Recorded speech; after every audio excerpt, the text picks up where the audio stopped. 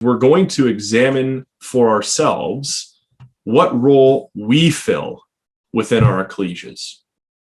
We're going to consider the level of effort that we put forward in the work of the truth.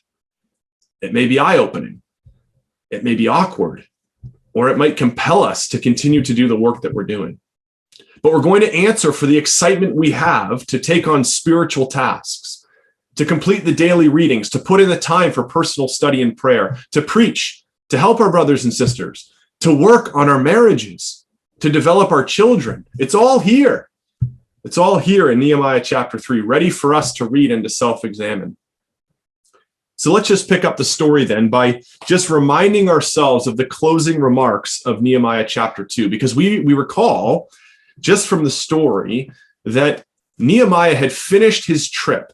He goes up to go and view the walls. And he's gone around a portion of the wall to just understand for himself the extent of the damage. How bad is it? And this is what it says, Nehemiah chapter 2. Let's just start in verse 16 together. It says, "And the rulers knew not whether I went or what I did." Nehemiah is doing this under the cover of darkness. "Neither had I yet told it to the Jews, nor to the priests, nor to the nobles, nor to the rulers, nor to the rest that did the work. Then said I unto them, You see the distress that we are in, how Jerusalem lieth waste, and the gates thereof are burned with fire. Come, and let us build up the wall of Jerusalem, that we be no more a reproach. Then I told them of the hand of my God, which was good upon me, and also the king's words that he had spoken unto me. And they said, Let us rise up and build. So they strengthened their hands for this good work. But when Sanballat the Horonite and Tobiah the servant, the Ammonite, and Geshem the Arabian heard it, they laughed us to scorn and despised us and said, What is this thing that you do? Will you rebel against the king? Then answered I them and said unto them, The God of heaven, he will prosper us. Therefore we, his servants, will arise and build. But ye have no portion, nor right, nor memorial in Jerusalem." We know that the rebuilding of the city walls of Jerusalem wasn't going to be an easy task. This city had lain desolate for about 150 years before this work here was restarted. The Jews in Nehemiah's day would have had no personal connection to the memories of this city. And from generation to generation, these walls would have just sat damaged and desolate. But now, here comes Nehemiah to overthrow this way of thinking, this level of apathy and this inactivity that was left over from generations. And from the very first words of chapter 3, we see a motivated people that are now ready to get to work. Because as if on the very heels of his remarks to the opposition, at the end of chapter 2, we read, "Then Eliashib, the high priest, rose up with his brethren the priests, and they builded the sheep gate. They sanctified it. They set the doors of it. Even unto the tower of Mia they sanctified it, unto the tower of Hananiel." As if immediately in response to the planning and the motivation of Nehemiah, we see this sense of excitement for the work to commence. You know, brothers and sisters, even though we won't come across Nehemiah in this chapter, his name's not here in Nehemiah chapter 3. What we see is a simple principle that kickstarts this work on the walls. See, Nehemiah wasn't just an idea generator. He wasn't just the brother at the business meeting putting forward suggestion after suggestion for what might make the ecclesia better. We need to be prepared to do it. We need to act. And this chapter defines those very actions that were taken after the thoughts were put forward. Now, when you think about a project like this, if you were tasked, brothers and sisters, with a project as grand as this, who might you hire to get it completed? What qualities might you look for to rebuild 200-foot-high walls in a city surrounded by enemy threats? Well, without jumping into the chapter yet, I think we can probably all agree it's not going to be the group that's mentioned here in chapter 3. Just consider, brothers and sisters, the occupations of those who participated in the rebuilding of the walls of Jerusalem. We have it here. Hopefully you can see it. Just give me 1 second. I think you can see the slides. Thumbs up, thumbs down, thumbs up. So here you have it. Here's the workers that worked and their occupations in rebuilding the walls of Jerusalem. There were priests involved. There were goldsmiths, apothecaries, rulers, Levites, merchants, men and women, brothers and sisters, that weren't prepared for this type of work. And it's really interesting. We won't turn there, but in 2 Chronicles 2, we have recorded those who helped in the building of the temple during Solomon's reign. We read there Solomon's request to Hiram for assistance. This is what he says.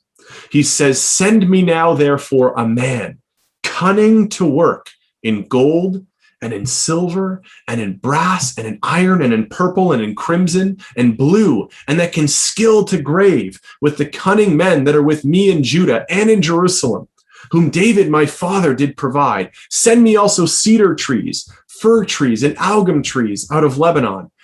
For I know thy servants can skill to cut timber in Lebanon." See, that's a skilled workforce, brothers and sisters. That's very different than those that are assembled here in Nehemiah chapter 3. And yet what we see is that God doesn't care. It doesn't matter to God. God doesn't call the equipped, brothers and sisters. He has the ability and the power to equip those that are called. And this was the work that was going to get done by whoever it was that was going to be willing to put their hand to the work. And so this work gets underway. These were the workers who would overcome great obstacles to finish this project. And there's a really simple lesson here, brothers and sisters. It's a lesson that stretches forward to our ecclesias and the work of the truth even today. Because while they may not have been prepared for this work, they understood its importance. See, the purpose was greater than their professions. And we think about our own ecclesias. We think about the work that needs to be done in our ecclesias in furthering the truth. Many of us, brothers and sisters, are outside of our comfort zone. It's as if we're drowning in water that's too deep. There's tasks that are asked of us that we undertake and the work that's required to operate an ecclesial meeting. Getting up and speaking in front of a group of people might make us very, very nervous. Putting in hours of study, preparing Sunday school lessons on a Saturday night, organizing events and meals and calling those who may have missed the last few weeks of attendance. We may not all be equipped, brothers and sisters, for the roles and the duties that we perform, but we have to understand their importance. And just like the brothers and sisters here in Nehemiah 3, we have to get to work. And you know, it's incredible to see the spirit of those who were involved in this work at the time of Nehemiah. You know, if you were just to spend the time and count up all of the groups involved in this work in Nehemiah chapter 3, you'd find 42 groups, 42 building teams, as it were.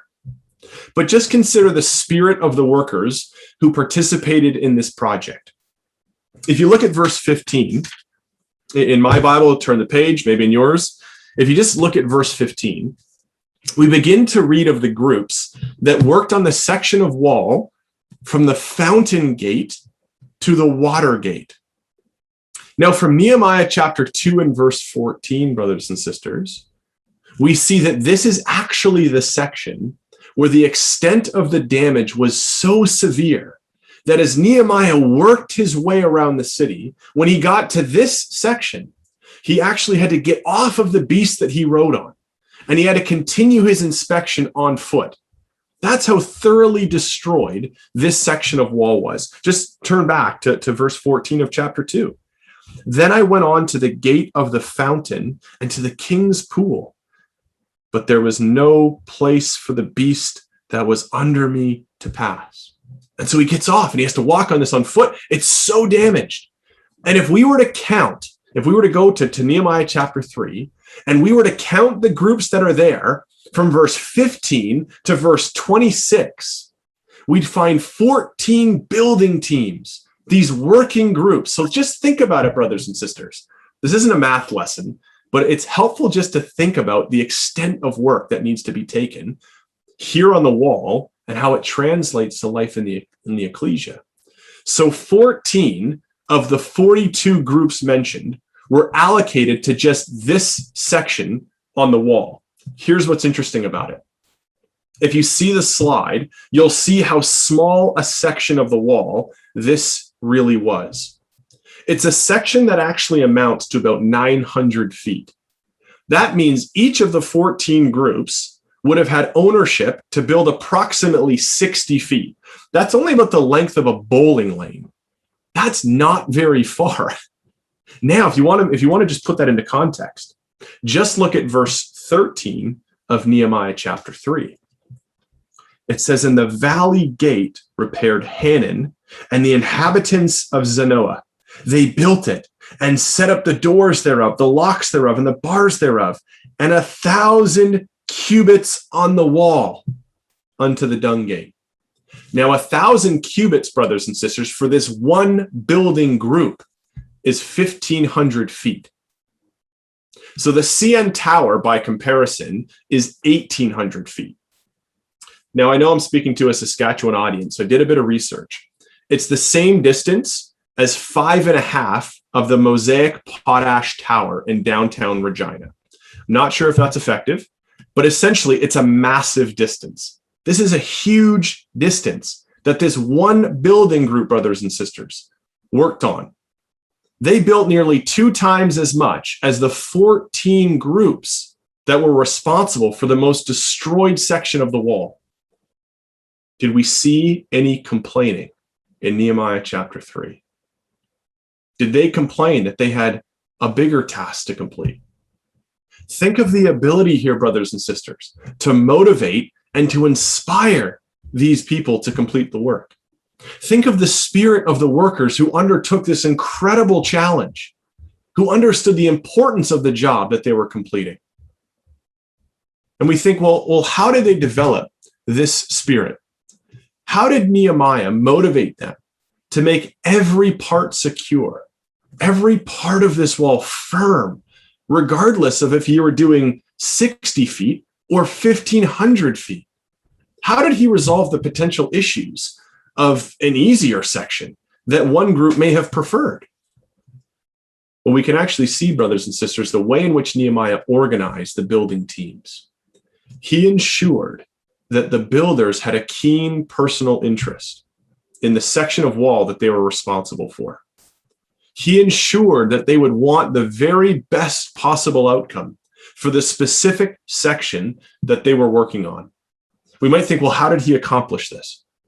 Just look at verse 10 of Nehemiah chapter 3. It says, "And next unto them repaired Jedaiah, the son of Harumaph, even over against his house." Come down to verse 23. What do we notice? What phrase is there? "And next unto him repaired Benjamin and Hashab over against their house." Verse 28, verse 29, verse 30, over against their house. Brothers and sisters, what we're being told is that families worked on the section of wall that was closest to their homes. Now, we would do well just to think and consider, brothers and sisters, about the exhortation that this is trying to really get clear to us. What can this teach us?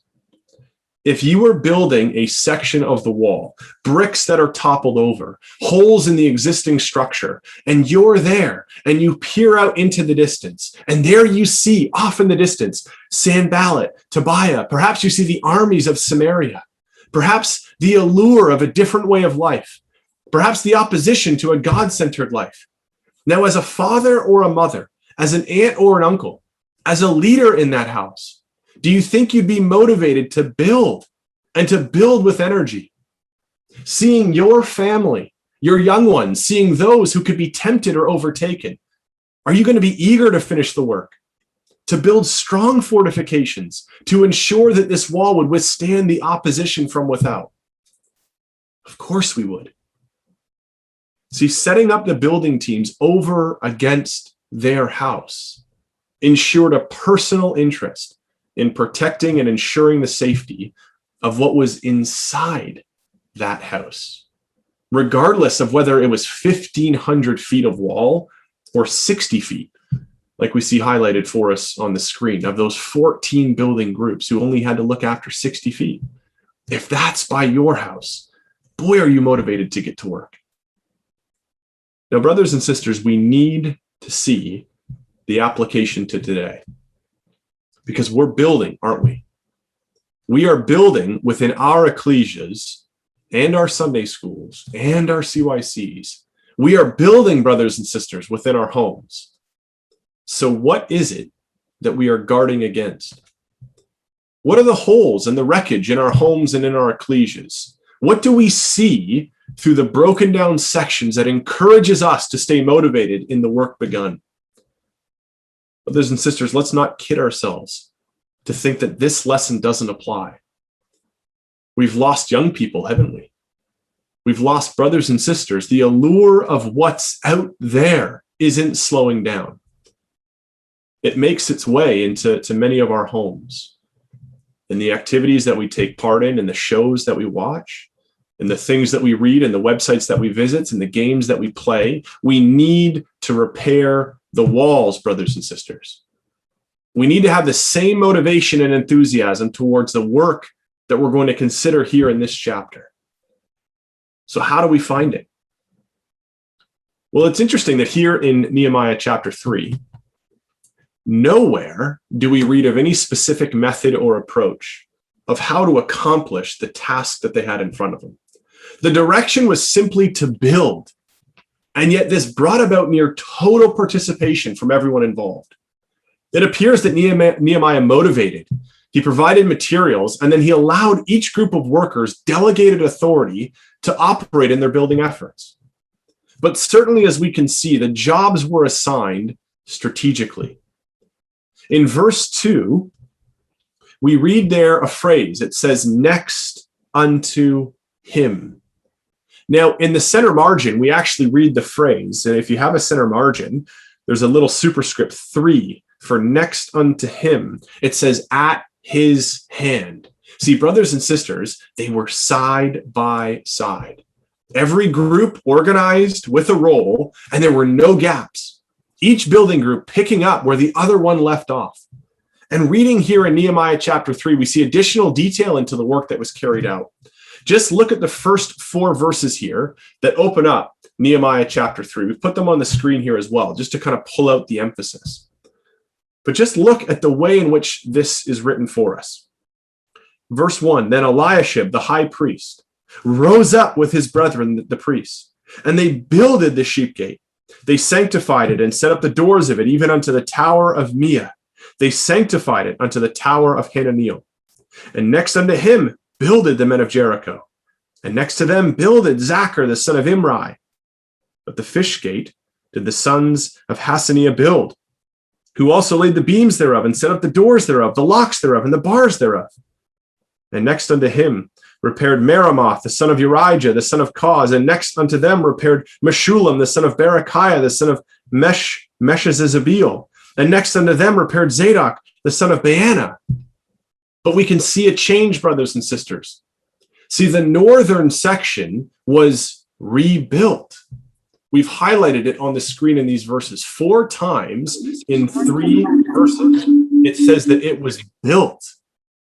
See, perhaps it was so destroyed that this area needed to be completely rebuilt.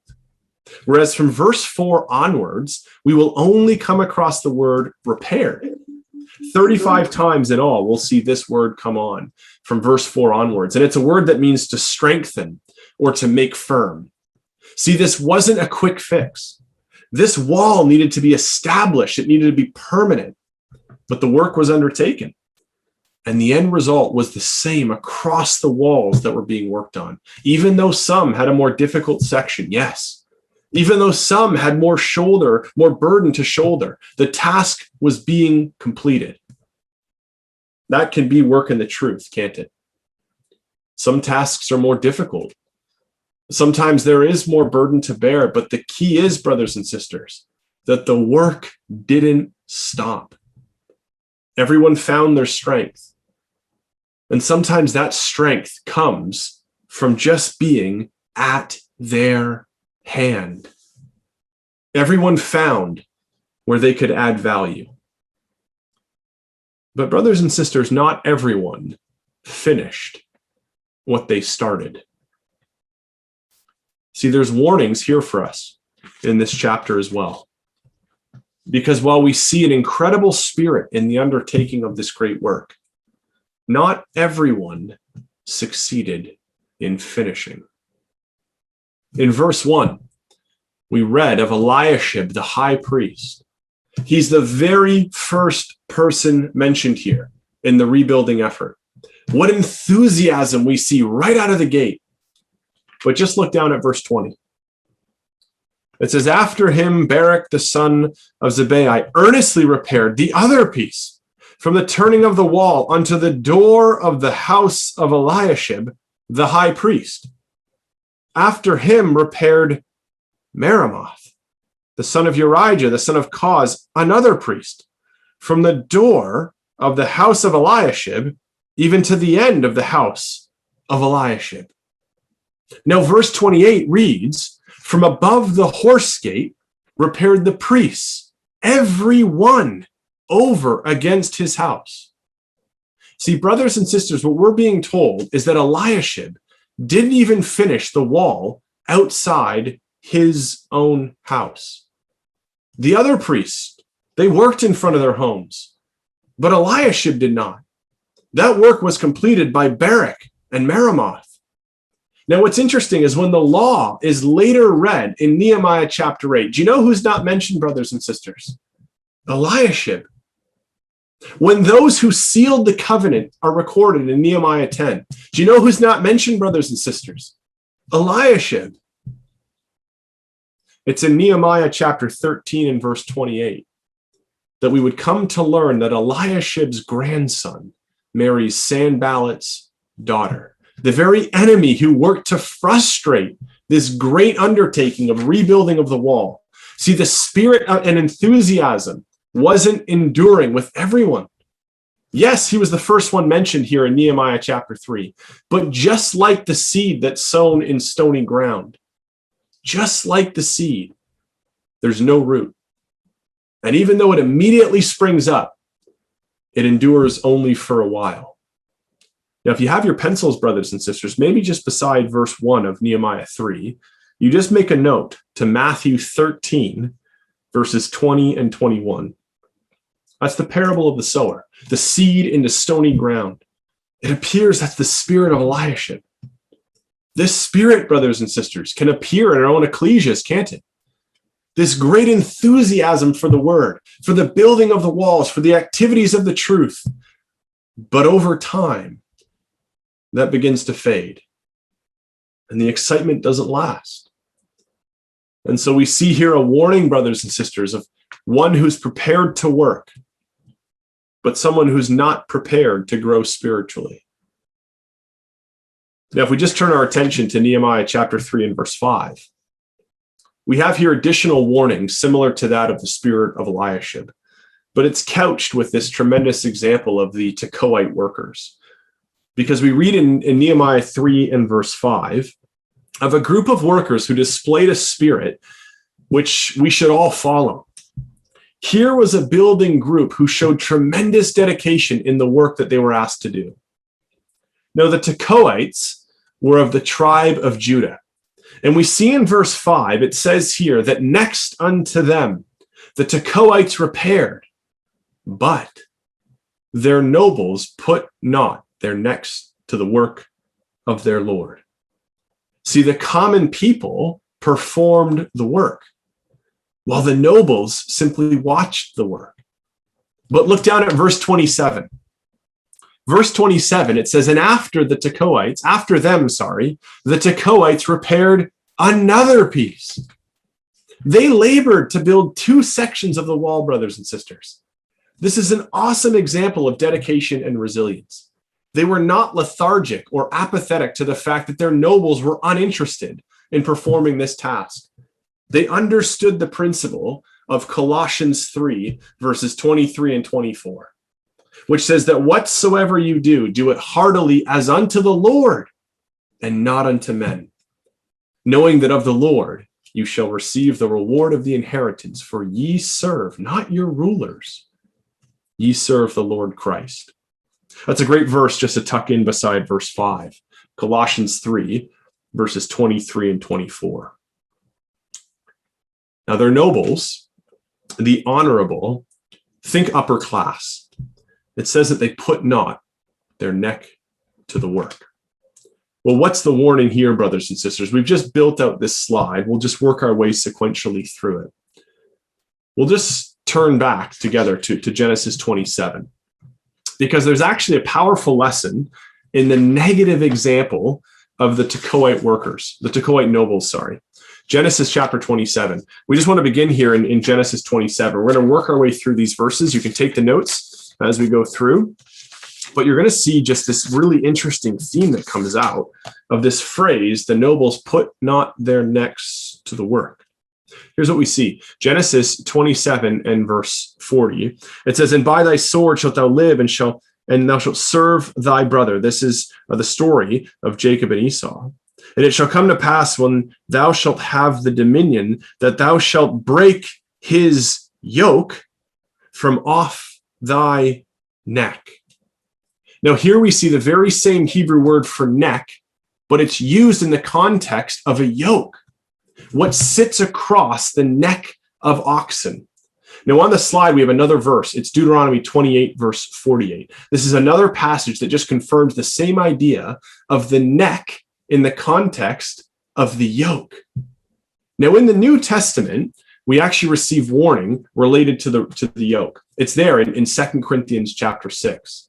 You're probably all saying it out loud. It's one we all know very well. 2 Corinthians 6 and verse 14. Be not unequally yoked across the neck with unbelievers. What's really interesting, brothers and sisters, is as we work our way through this, they put not their necks to the work. We see this example in 2 Corinthians 6. Don't be unequally yoked with unbelievers. Do you know what happens to the nobles of Tekoa? Well, in Nehemiah chapter 6, verses 17 to 19, we actually read how the marriages between the nobles of Judah, Tekoa, and the family of Tobiah, they're intertwined. See, the very enemy and adversary of this great work going on in Jerusalem. And they didn't listen to what would become this incredible warning in 2 Corinthians chapter 6. They put not their necks to the work, and instead they were unequally yoked with unbelievers. Brothers and sisters, perhaps the lack of motivation from the nobles of Tekoa stemmed from their inability to overcome being unequally yoked. And when that happens, the work of the truth stops. That's a pretty important point, brothers and sisters. When we are unequally yoked, what eventually happens is the work of the truth stops. They were no longer committed or dedicated to this work.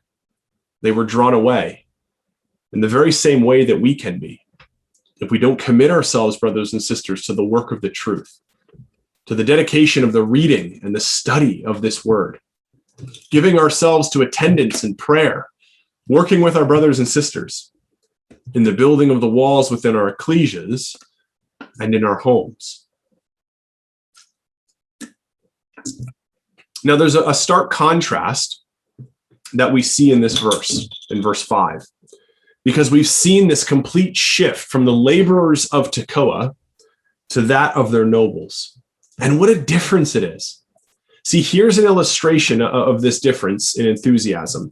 We just want to bring this forward. Here's a wonderful example of this type of behavior and attitude that's here in verse 5, and how this can manifest itself for us today.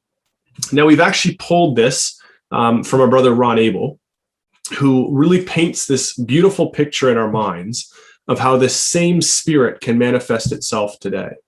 And just keep in mind that the description we're going to read from our brother Ron Abel was recorded about 50 years ago. And just think about how relevant his words are.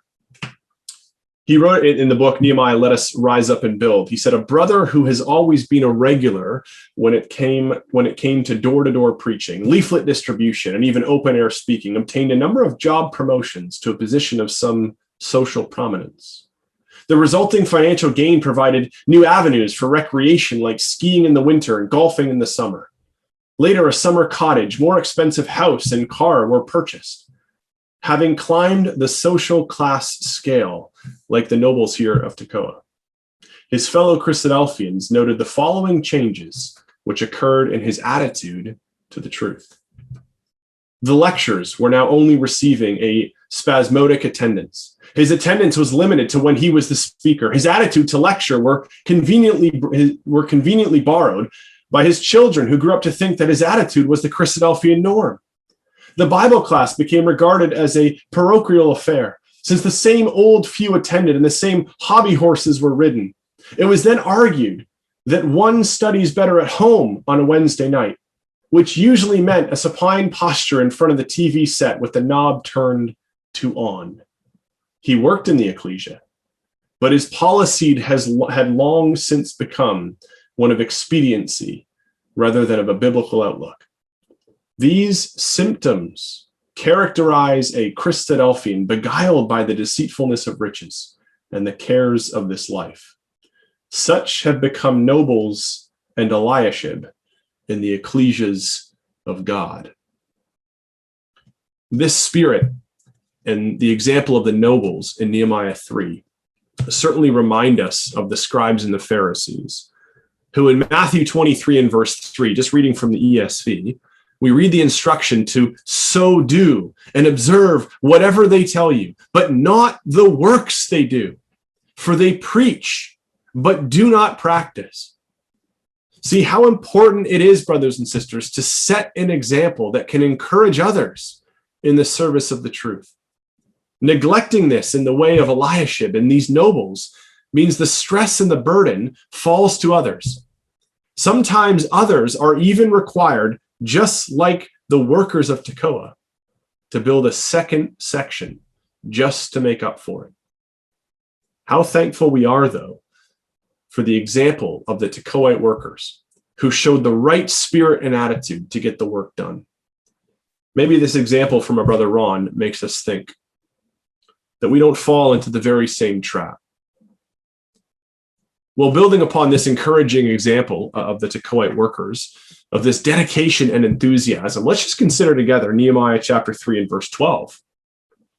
If you just come down to verse 12, here's another interesting nugget in the list of the builders of the wall.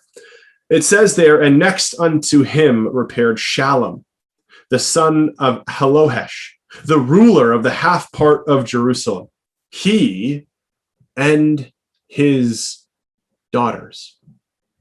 Now, first we see a ruler, brothers and sisters. We have a ruler in opposition to the Tekoite rulers for sure, but we also have one who worked with his daughters.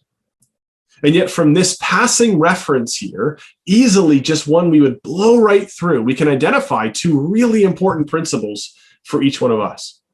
The first is that we see a true family unit, parents and children working together in this effort. And a simple lesson in this is that parents need to be at the job site. Parents need to be active participants in the rebuilding of the walls. And we can't rebuild, brothers and sisters, if we don't know where the openings are. If we don't know what is trying to take away the attention and the time and the interest of our children, how do we know where we're supposed to build and how we're supposed to fortify? But here was an active father working together with his daughters. And we're impressed in the lesson here of working together as a family. We noted how building took place near the homes, and we see here this family unit. Brothers and sisters, there is work to be done in our own homes, isn't there? You see, we come to our ecclesias and we see our brothers and sisters, but we see just a sliver of their time. Yet within the four walls of our home, we're not as familiar as to what goes on. But we're building, brothers and sisters. We are building the walls, not just in our ecclesias, but also in our homes. And it's so important to build our family units, to develop children who are eager and willing to help in the work of the truth. Don't leave them behind, brothers and sisters, when tasks need to be accomplished. If we're able, get them to see the attitude of an ecclesia working together. Bring them along. Allow them to participate in the work that goes into setting up for a study day and preparing the bread and wine. Show them how much care and effort and emphasis is put on a simple task. In cleaning the hall every week, in preparing for a class. Walk them through it. Provide them your notes afterwards so they see the level of detail. Our brother Cyril Tennant wrote that the home is the real place for instruction in the things which really matter in life. And it is in those early formative years that the child's future will be set. So, brothers and sisters, aunts and uncles, grandparents, what are we fostering in our homes? Are the readings a priority for us? Is love and cooperation shown in the example of our marriage? Is spending time together as a family a priority? You know, I still remember going to a classmate's house in elementary school. I say the name when I give the example because I'll never forget. His name was Cam Brock. I'll never forget it. And his mom, she set out the food on the counter and she just called down for everyone. And then it was an all-out blitz. The family just came in from every corner, made a plate and left, gone. Upstairs, in front of the TV, anywhere, but sitting at the table together. It seems so bizarre.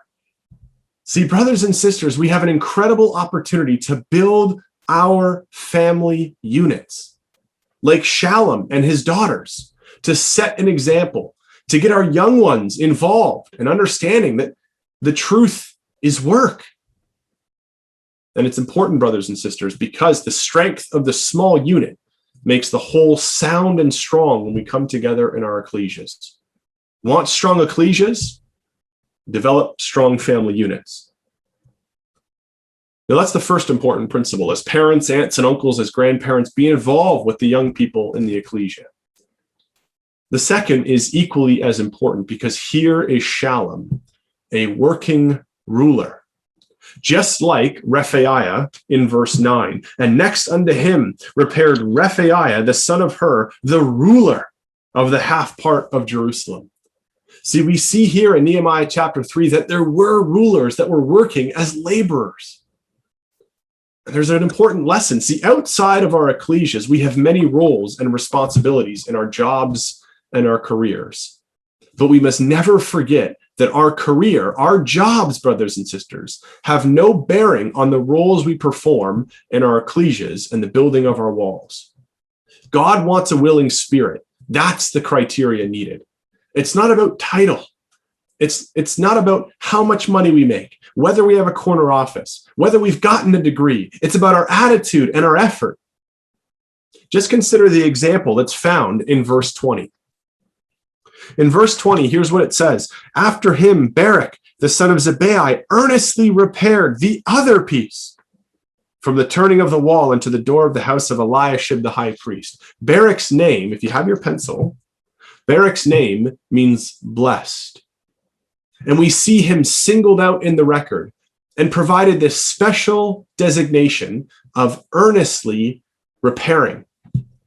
Now, Rotherham's for verse 20, it actually reads that he zealously repaired a second length. We see this in other translations. It just basically shows that Barak performed this work of the other section. He repaired another section.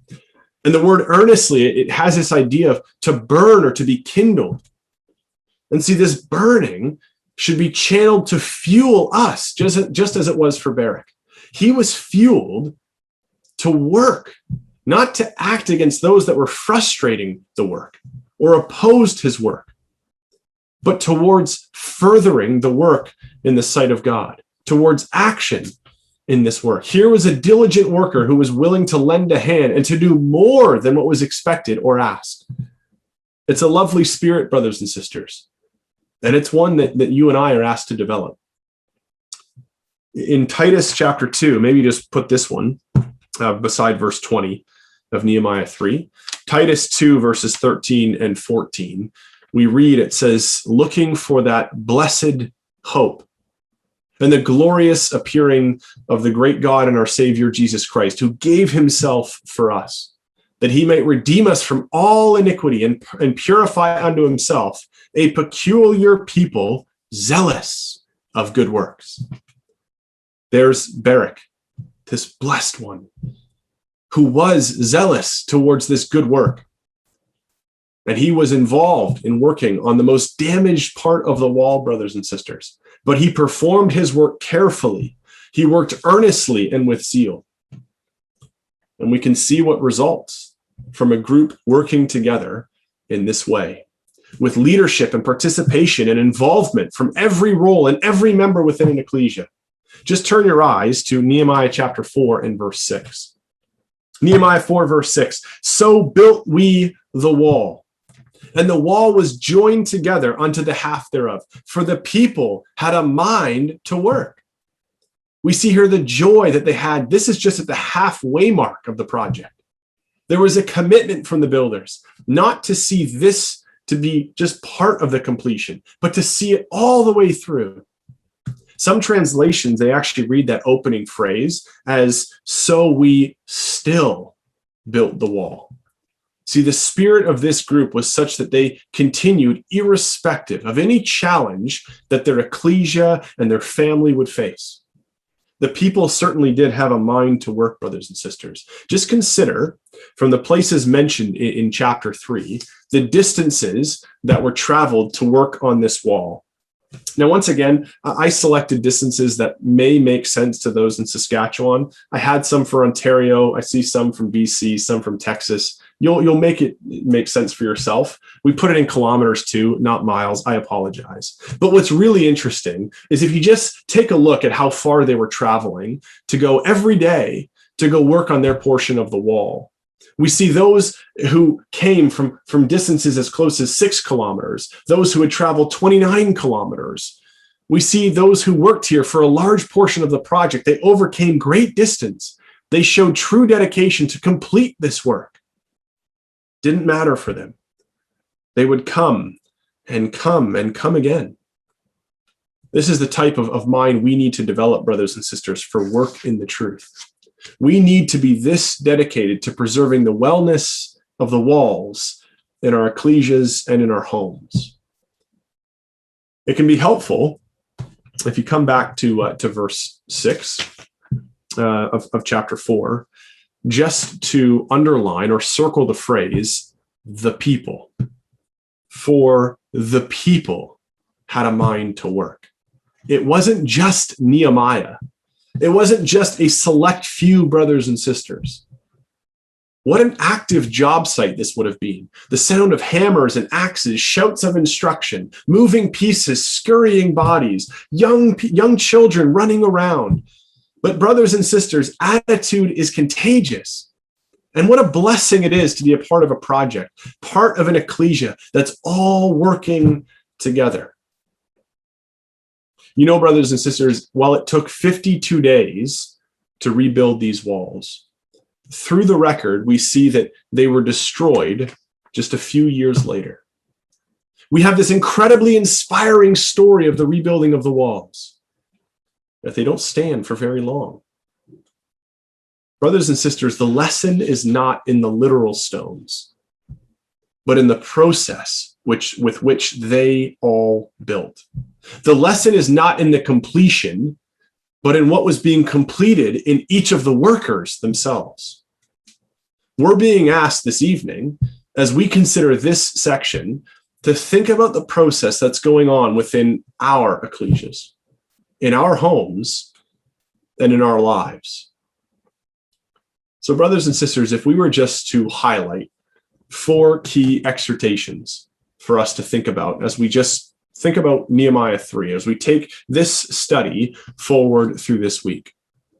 let's remember that the purpose is greater than the profession. Our careers do not dictate our roles within our ecclesias. Our spirit, not our substance, will drive our success as we work to the glory of our Heavenly Father. And so in the spirit of the workers, we too need to find that motivation to get busy in the work, set over against their homes.